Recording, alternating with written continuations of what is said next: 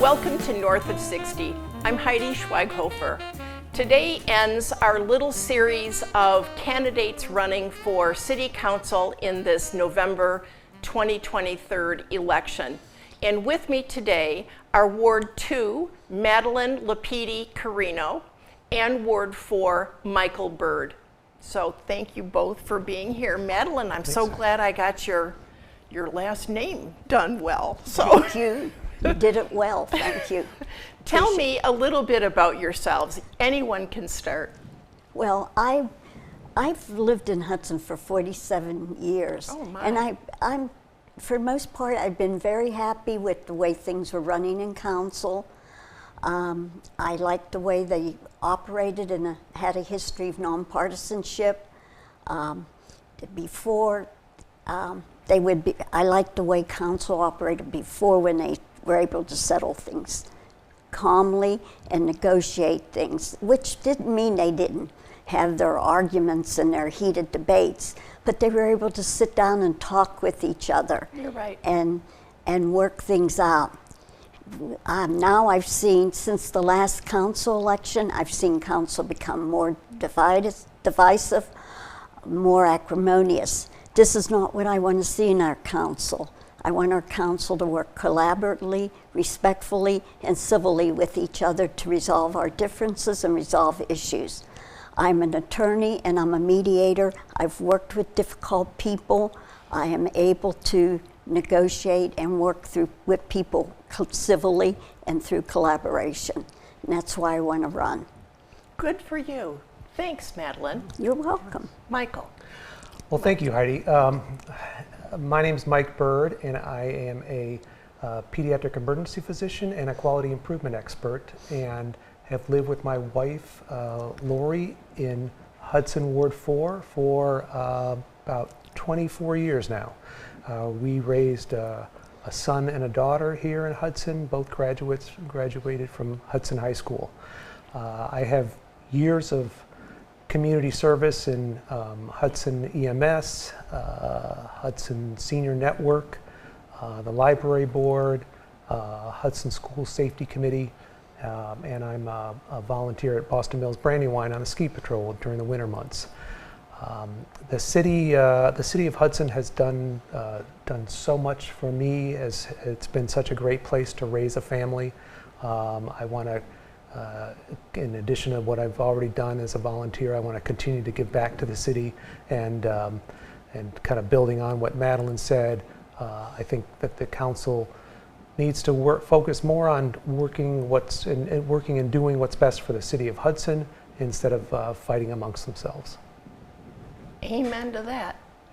So, what do you both think residents in Hudson, particularly this show is for seniors, want in city council candidates, and what do you think they expect from our leadership as a whole? Mike? So I think they expect that the city council is going to listen to them and to hear what they have to say. I think they want us to acknowledge that, many groups are technically sort of minorities. So, seniors are 22% of the population in Hudson, about 20%. But that's still a significant group of people. And even if they aren't the majority of the population, we need to listen to them. We need to acknowledge their needs. We need to understand how we can help them the best we can. Good. Madeline, what do you think people want from city council leadership and from city council representation? Well, I think first of all, they want a council that can treat each other respectfully and civilly with regard to their personal, without regard to their personal and ideological differences. I believe that's important because the council has to work with both their own members and with the community and with the nonprofits. And that can only be done, you can only make progress if you can do this in a civil and a cooperative manner. I also feel that most of the people would like to see more diversity and inclusion and acceptance in the community. Now, I've been here for 47 years. I've seen the community grow in terms of acceptance of others, but I still think we still need to work on more diversity and inclusion in our community. And I'm hearing that from our seniors. With regard to services, the seniors definitely would like to see more services for them, especially with regard to development of single family and empty nester housing, and more coordination of different services, especially the electrical expansion of velocity broadband to all the community, and the fiber network that serves the community. So we need to be working together on this. And if the council can't, and if they're too busy fighting, then a lot of these services that seniors feel they need aren't getting done. And my concern is, too, some people are getting turned off and saying, I don't want to deal with politics, because they're beginning to see it to be negative. And that is not what Hudson should turn into. We need an involved citizenry. And to see them turn off by the fighting and divisive and not want to vote, which makes things worse, because then that fuels more the divisiveness and partisanship. That's right. That's right. Well, with that in mind, I want to bring up something that I've been hearing about from folks, and it's certainly something that came to my attention, and that was the increase in the legal budget that City Council has taken on quite substantially because of court filings and legal documents, even though a settlement was offered so that it wouldn't have to continue this way. I'll have you both respond to that. Madeline, can you make a response first, please? Yes, this concerns me quite a bit. Yes, because Hudson is a financially stable community. We're a well-to-do community, but that doesn't mean because we're well-to-do that we should be fiscally irresponsible. You have to be responsible for taxpayers' monies, and to spend it on frivolous things like continuing a lawsuit when you can negotiate. I'm a mediator. I know how expensive, and an attorney, I know how expensive attorneys can be. That's right. And how expensive a trial can be, because that's a lot of billable hours. If you could sit down and mediate, you would not only save money, but you would also, it's a less adversarial process. Exactly. It can allow for more healing. So you have that going on. And plus, there's lawsuits going on with regard to developers. I think there's one going on with Tessa. Big one. Big one, yeah, that's still ongoing because of the way the development, the whole thing with Phase 2 is handled. So we're dealing with that. That's another big money going out for legal fees. So these are concerns for me. They are concerns, I think, for everybody. Mike, what do you think about the whole thing? So I just think it speaks to the partisanship quite a bit on council, and how some of those decisions were, there was a false sense of urgency created that we had to make this decision right away. Yes, and, very good point. No one thought out about what was going to be the repercussions of this. That, well, what if we get into a lawsuit? So now we've got this, 100,000 plus expenses, and that could fund, a half or a full FTE of somebody working for seniors, or somebody working for parks, or somebody working for the children. So I think we need to think about, when we say we can't spend money on some of these programs, and then we go and basically blow $100,000+. It's just not right. I couldn't agree with you more. This is a very exciting program. It really is. I'm glad we're all here together. This is a little off the subject of City Council, but I want to address it.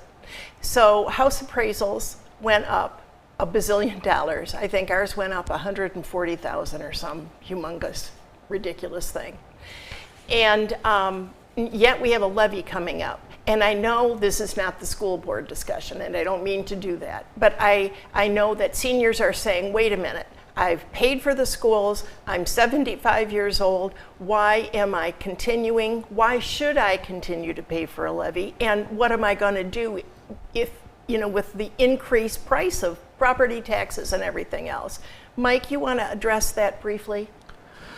So I think you asked two questions. Yes. One was about the levy itself, and like you said, it's not really the purview of Hudson City Council. But from what I know, if the levy is passed in November, it will reflect the housing values, your older housing values for 2022, okay. And not reflect what happened when they go up in January.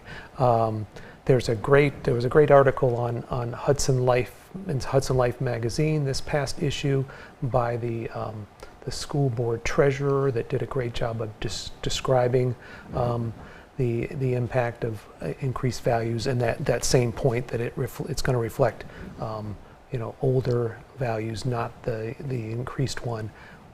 If we pass the levy in November. And then lastly, the school is working on a website that residents will be able to go to and to figure out what the effect the levy will have on their houses. Oh, good. Yeah. All right. And then you ask about why should I no longer have kids in the Hudson Public Schools, but I acknowledge how important the schools are for the community. And even if we don't have kids in the schools, it is essential for us to support it, in my opinion. It is for me too. It's one of the reasons we moved to Hudson, is because we had a 3-year-old and we wanted her to go through great schools. Madeline, what do you think about all of this? Well, I'm glad you brought it up, because I've heard about this from seniors. I know they're panicked. They heard that 34% number. So I did a little research on this myself so I can better address this with my seniors in my district. According to what the fiscal office of Summit County says, the valuation of our property will increase by 34%, but not our property taxes.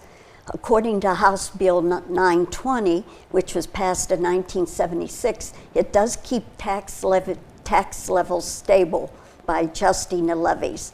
Thus, that means your property tax will not increase proportionately as the value of your house does. Good. So many of our seniors are panicked about that. Sure. So I wanted to use this time to clarify and correct any misunderstanding about the issue.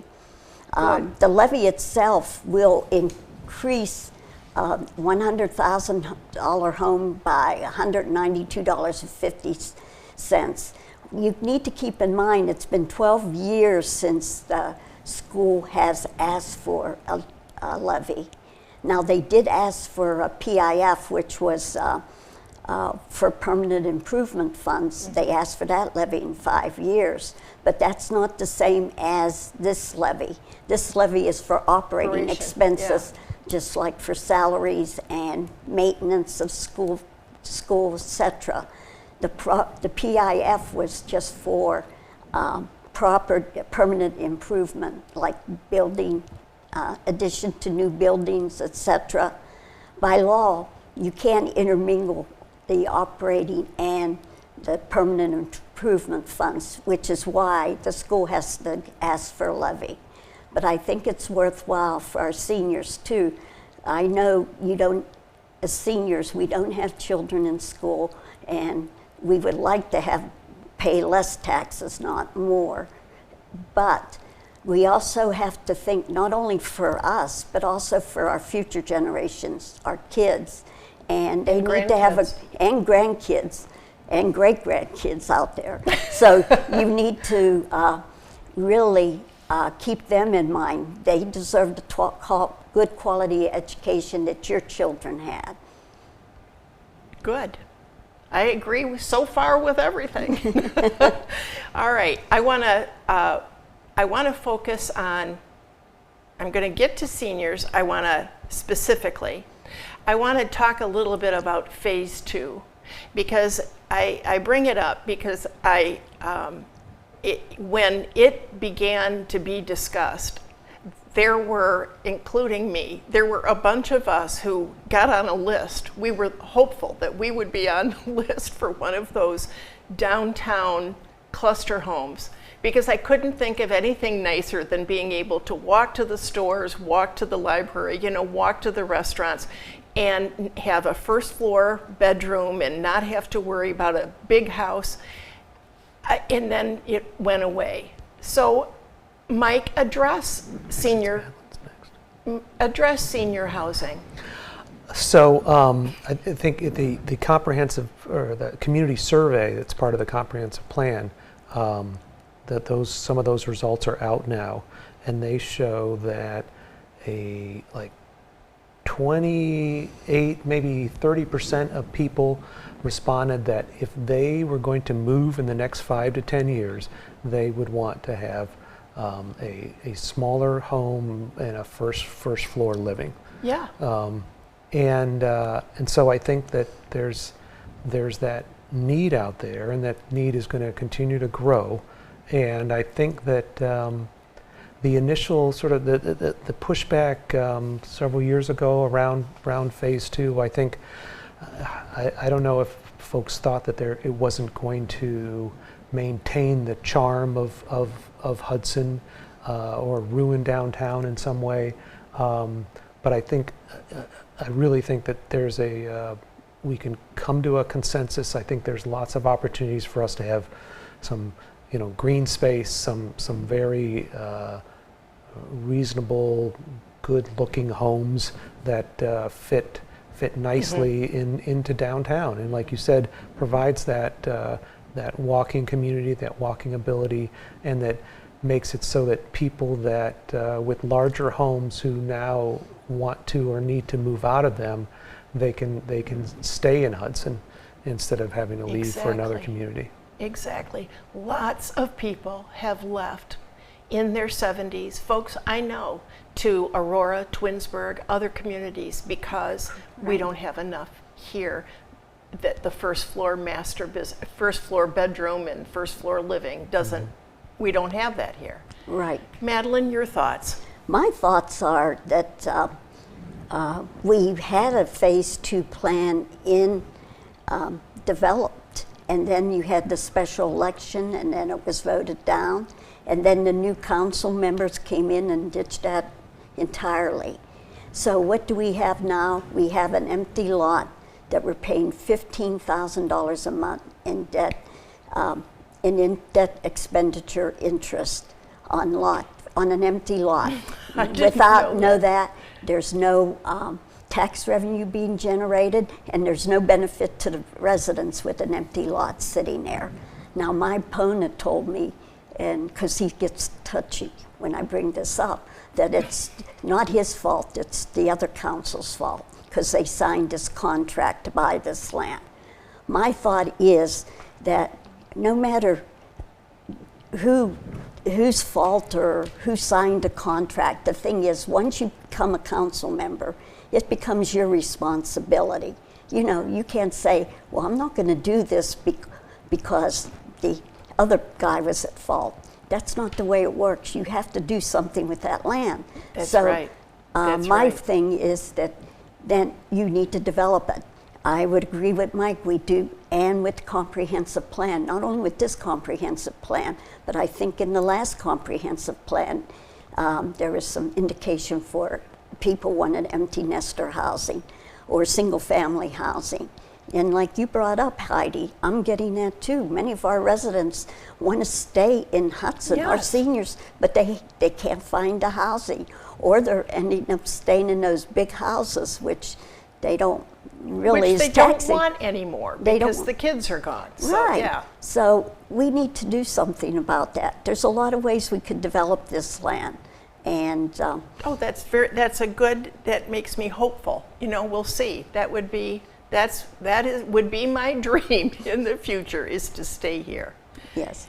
So let's talk specifically now about, I always run out of time, specifically about seniors. Madeline, I want you to address what you think this community could do and what you would support doing for our senior population. You first. Well, besides the empty nester housing we talked about so that people could downsize, you also need a center for seniors, I believe, where you could have a lot of programming for them, a lot of places where they could socialize. It's important for seniors. A lot of the programming for seniors now is being carried out by nonprofits such as the Senior Network. That's right. And the city has not picked up any of this at all. And I think it's the city's responsibility to do some of this. But what I'm hearing is that the city is asking the seniors, they give them a room here, but you can stay here, but you can't store your items here. So these seniors have to move their items from storage to the city hall, town city hall, whenever they have an event here in the community room. In 2 years now, that is correct. Yeah, in 2 years that'll happen. And that's basically telling the seniors they're not welcome here. And also the other nonprofits have been told they have to move out by 2025. In spite of what might be said otherwise, that is the exact thing that I got from city officials. I absolutely agree with you. I've heard that from a number of groups that have storage rooms or storefronts that will not exist. And Heidi, these groups have contributed so much to this community.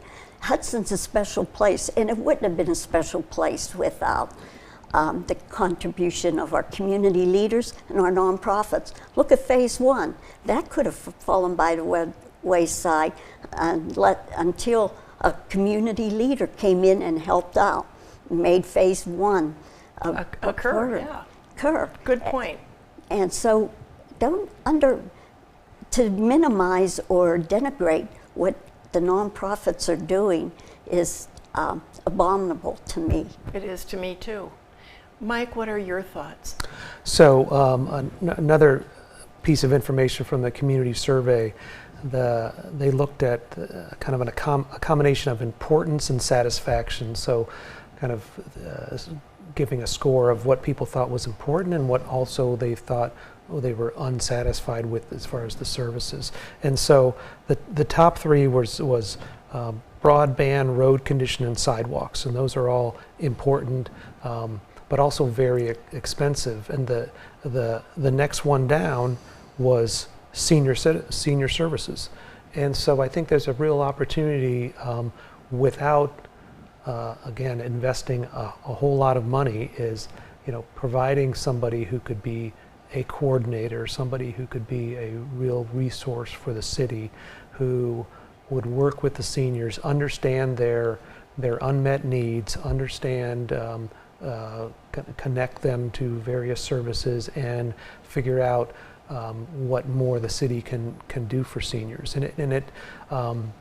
I don't think anyone expects it to just go bam into a huge program, but I think we need to begin to start small, identify some resources that the city can place towards this, towards seniors, and continue to grow and help them.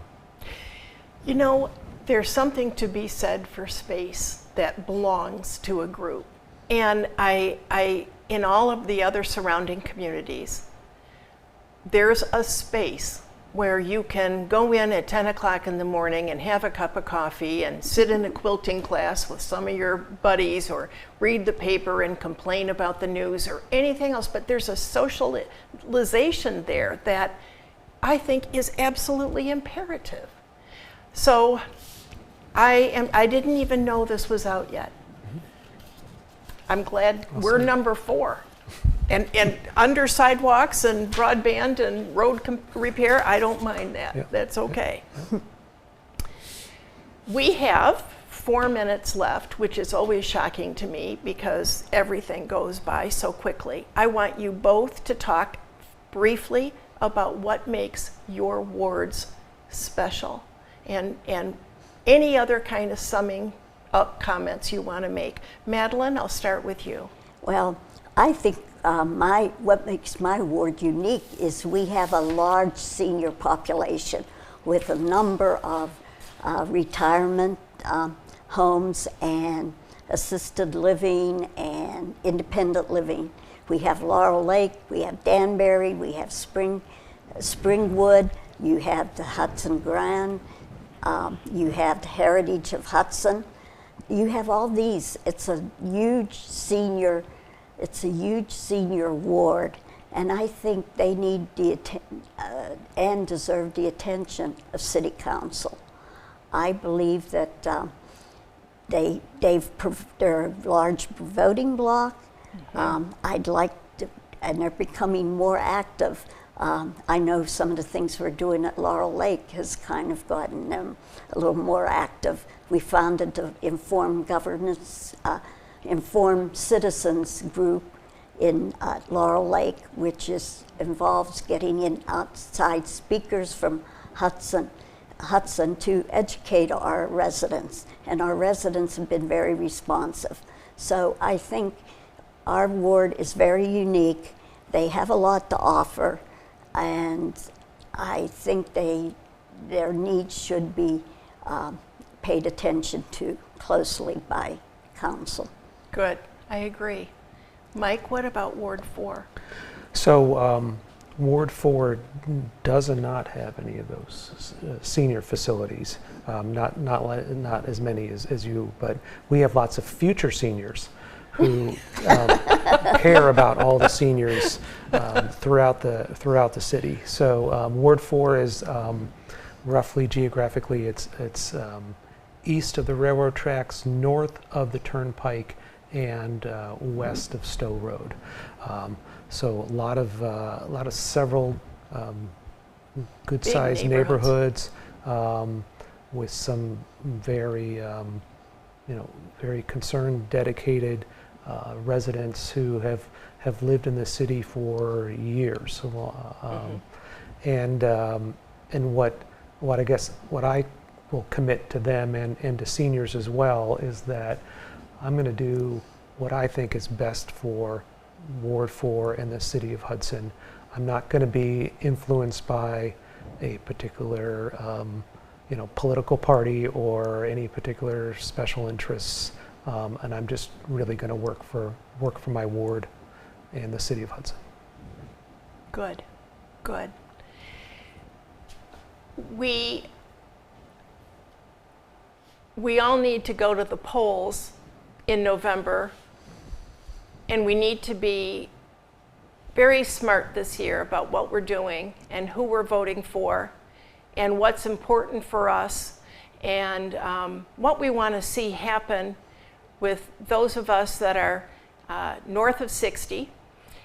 At the end of this show, you will have websites for both Madeline and for Mike. I'd like to be able to put the comprehensive plan information, how to find that. Do you know how to do that? I think so. We'll try to have that at the very end of the show also, so you can go to the information about the comprehensive plan and see what the results were, because I know many of you did the survey, as did I. Thank you so much for watching. Next month and the month after, my friend Jane Howington is going to host this show, and I will see you back in 2024. Thank you for watching. Bye-bye.